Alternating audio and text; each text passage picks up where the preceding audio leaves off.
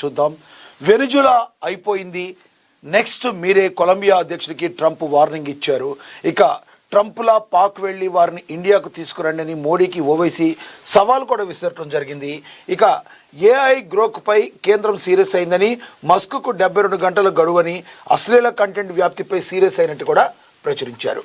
ఇక ఉత్తరాంధ్ర కళ సాకారం. భోగాపురంలో తొలి విమానం కీలక మైలురాయి. సీఎం చంద్రబాబు మరి ఎన్నో ఏళ్లుగా ఎదురు చూస్తున్న ఉత్తరాంధ్ర ప్రజల కళ సాకారమైంది. విజయనగరం జిల్లా భోగాపురంలో నిర్మిస్తున్న గ్రీన్ఫీల్డ్ అంతర్జాతీయ విమానాశ్రయంలో ఆదివారం తొలి విమానం ల్యాండ్ అయింది. వ్యాలిడేషన్ టెస్ట్ ఫ్లైట్ ఢిల్లీ నుంచి భోగాపురం వచ్చింది. ఈ విమానంలో కేంద్ర పౌర విమానయాన శాఖ మంత్రి Rammohan Naidu, Vizianagaram MP Kalisetti Appalanaidu, ATC chairman తదితరులు ఉన్నారు. అత్యాధునిక టెక్నాలజీతో భోగాపురం విమానాశ్రయాన్ని నిర్మిస్తున్నారు. 96% ప్రాజెక్టు నిర్మాణం పూర్తయినట్లుగా జిఎంఆర్ సంస్థ తెలిపింది.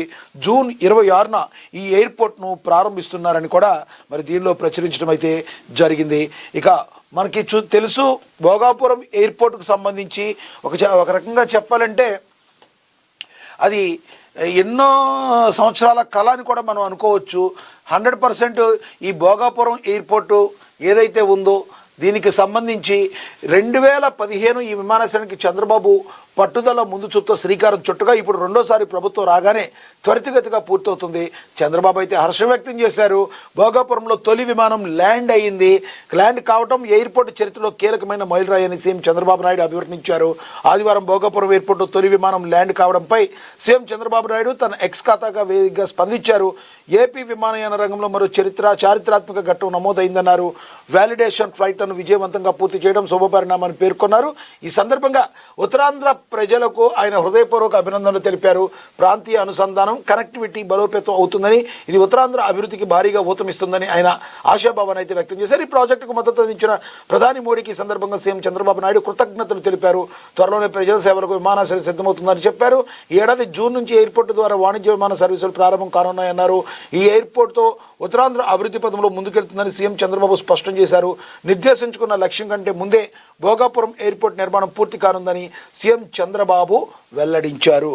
మనకు తెలుసు గతంలో మరి గత ప్రభుత్వ హయాంలో ఉన్న ముఖ్యమంత్రి వైఎస్ జగన్మోహన్ రెడ్డి అసలు ఎయిర్ బస్సులే ఇక్కడ అనవసరం అని చెప్పి దగ్గర మరి 500 ఎకరాలు వెనక్కి తీసుకున్న పరిస్థితి మనం చూసాం. కానీ చంద్రబాబు ఎటువంటి పరిస్థితుల్లో ఇక్కడ భోగాపురం ఎయిర్పోర్ట్ ఉండాలి, మరి ఉత్తరాంధ్ర ప్రజలందరి కలల సాకారం కావాలని మరి ఆయన ఈ రకంగా ముందు చూపుతో కేంద్రం సహాయంతో ఈ రకంగా భోగాపురం ఎయిర్పోర్ట్ని మరి ఈ రకంగా ఫస్ట్ ఫ్లైట్ మరి ఎగరడానికి ఎంతో ఆనందంగా అందరూ కూడా అభివర్ణించారు. రానున్న రోజుల్లో ఉత్తరాంధ్ర ప్రజలందరికీ కూడా ఇక్కడి నుంచి మరి పెద్ద ఫ్లైట్ దేశ విదేశాల నుంచి మరి దగ్గర 50 దేశాల నుంచి ఫ్లైట్స్ ఇక్కడికి రానున్నాయని వినికిడి.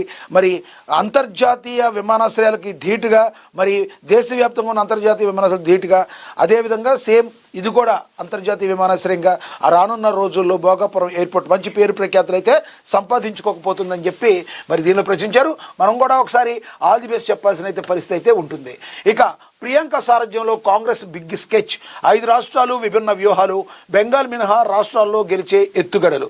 త్వరలో జరగనున్న 5 రాష్ట్రాల అసెంబ్లీ ఎన్నికలను సీరియస్గా తీసుకోవాలని కాంగ్రెస్ డిసైడ్ అయింది. గతంలో లాగా కాకుండా ఈసారి సరికొత్త ఎత్తుగడలతో ముందుకెళ్లాలని డిసైడ్ అయింది. కాంగ్రెస్ కార్యకర్తలు నయా ఇందిరమ్మగా పిలుచుకునే ప్రియాంక సారథ్యంలో అసెంబ్లీ ఎన్నికలు దుమ్ము దులపాలని, బీజేపీ జోరుకు బ్రేకులు వేయాలని వ్యూహరచన చేస్తుంది. అస్సాంలో హిమంత బిశ్వ శర్మను గద్దించే బాధ్యత తీసుకున్న ప్రియాంక గాంధీ ఈసారి అసెంబ్లీ ఎన్నికల్లో కాంగ్రెస్ పార్టీ గెలుపు కోసం సరికొత్త ఎత్తుగడలతో ముందుకెళ్తుంది. ప్రియాంక గాంధీ ప్రధాని కావాలని డిమాండ్ చేసిన ఎంపీలను ప్రియాంక చైర్మన్గా ఉన్న అస్సాం అసెంబ్లీ అభ్యర్థుల సెలక్షన్ కమిటీతో నియమించడం సరికొత్త పరిణామం. బీహార్, హర్యానాలో దెబ్బతిన్న కాంగ్రెస్ ఇప్పుడు వ్యూహాలను మార్చుకుంటుంది. ఓట్ చోరీ,